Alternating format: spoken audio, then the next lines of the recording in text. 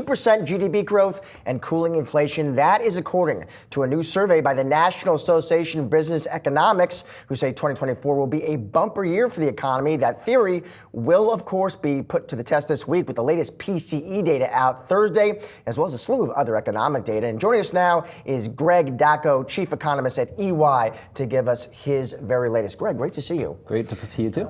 Maybe we'll start there, Greg. Just listen, we said the soft landing camp. That seems to be consensus. Is that where you are at for 2024? That's, I think, where we are. I think we are in a situation where we've seen the economy cool a little bit, but not dramatically so. But importantly, that cool down has brought inflation lower. So the rebound on the supply side and easing consumer demand has brought inflation a little bit closer to the Fed's 2% target. That's really what we're after. After all, we're not aiming for a recession. We're aiming, or the Fed is aiming, for an environment where inflation's closer to that 2% target and we're on a sustainable economic trajectory. So you say inflation's coming back down to target. So you don't seem concerned about that CPI print that we recently got that set everybody sort of aflutter ahead of PCE this week. Was that CPI report head fake? Was it sort of a misreading of the data? What do you think? I think the January data was extremely noisy. It wasn't just inflation. Inflation was hotter than expected, both CPI and PPI, but we know that there was a bit of a January reset effect. We also know there was some seasonality in there, and we also know that some of the data was affected by some of the weather patterns. So I would take a lot of the January data and really put it aside, whether it's the jobs report that was very strong or the retail sales that were very weak and home sales activity also on the softer side.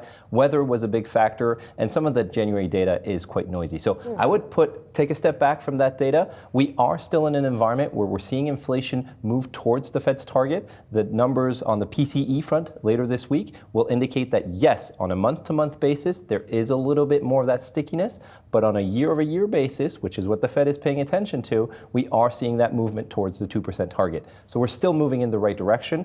The Fed will be a little bit more cautious than we are because it has to balance that risk of inflation rebounding, and they don't want to essentially lose that battle against inflation. So Greg, so we're moving in the right direction, you say. So what does the trajectory of inflation look like to you over 2024? Because Greg, some of your colleagues, other economists said, getting back to 2%, they argue, and staying there, they still argue might be kind of tougher than some people expect. But what do you think? I don't think the last mile is the most difficult. There's nothing to prove that the last mile, getting from 3% to 2% inflation, is the most difficult. We are in an environment where you still have disinflation in the pipeline on the housing front. You have an environment where consumers are pushing back against higher prices, higher costs. That's disinflationary. We have an environment where productivity is very strong in the U.S. That's the outperformance that we're seeing in the U.S. relative to its peers. That's also disinflationary. Wage growth is coming down. Wage growth compression is very much part of the story when we talk to a lot of our clients. So overall, if you look at all the dynamics that are happening in the U.S. economy, they're all pointing towards a disinflationary environment. I think by the end of the year, we'll be very close to that 2% target. It's so interesting looking at where we are now versus where we were last year at this time, right? And that NABE survey is just the latest piece of sentiment data from professionals that shows that they're not going to make the same mistake they made last year. But the question is, do you run the risk of then the opposite mistake, that you're over-optimistic instead of being over-pessimistic? I'm always a little fearful when the consensus shifts uniformly in one direction. We've been saying for a while now that this recovery has legs. We're still actually a little bit higher than the consensus forecast from NABE. We're at 2.2% for growth this year, which is quite strong. But we're noting that there is a little bit of a slowdown in terms of economic activity. One key factor to monitor very closely is what happens to the labor market. If we start to see less job growth, less diffuse job growth across sectors, fewer hours worked, which are some of the signals we've started to see, that could portend to a more significant economic slowdown because that feeds directly into income, and income is the key support to consumer spending activity. So to me, that's the most important element to watch. On the upside, very encouraged by the productivity data. I know productivity is hard to measure, very hard to capture in real time, but we are seeing some solid signs in terms of that pro-cyclical productivity momentum, which is very encouraging.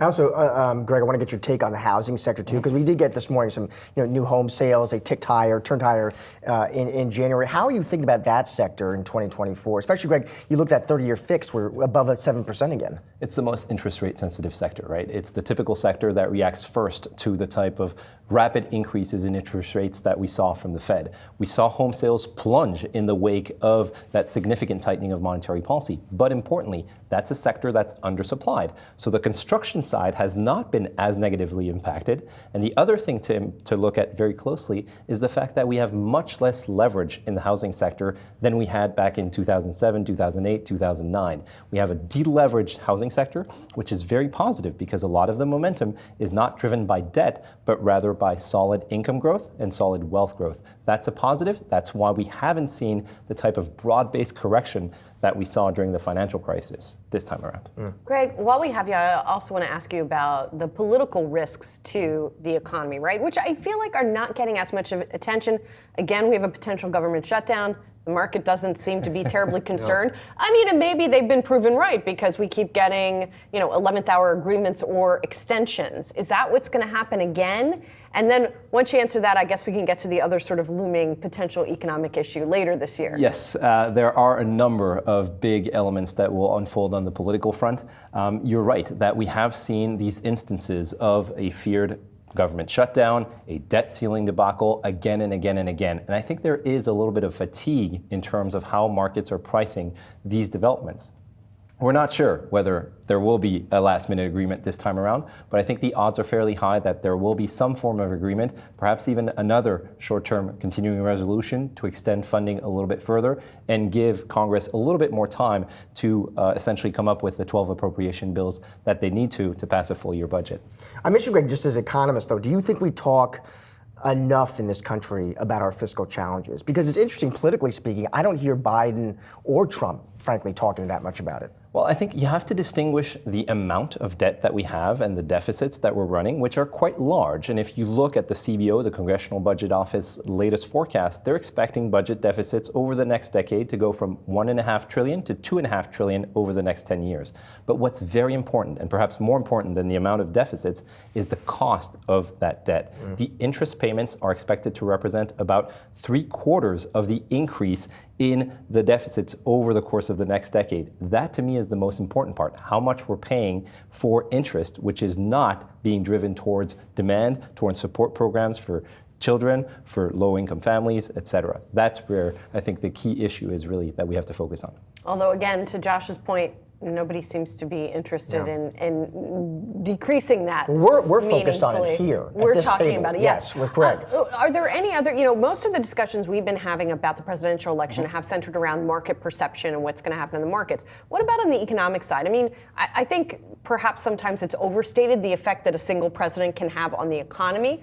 But are there certain things that you are watching that could have an effect? Certainly. I think it works both ways, right? The economy influences elections, and we know that cost fatigue is likely to be a big factor as we approach election time. But on the flip side as well, we know from the prior administration that there are a number of executive actions that can be taken, including on the trade front, that can have a significant impact on business activity. We know that the trade wars, for instance, had a significant impact on economic activity, but not just because imports cost more, because there was a lot of uncertainty as to the future of trade relations between economies. And the uncertainty is something that a lot of businesses dislike. They'd rather know that there is going to be a tax increase or tariff imposed with certainty and be able to plan for it than not know what's going to happen. Interesting. Greg, thank you so much for helping us kick off the show today. Thank you. We just covered a lot of ground in a short amount of time. Thank you, Greg. Appreciate it.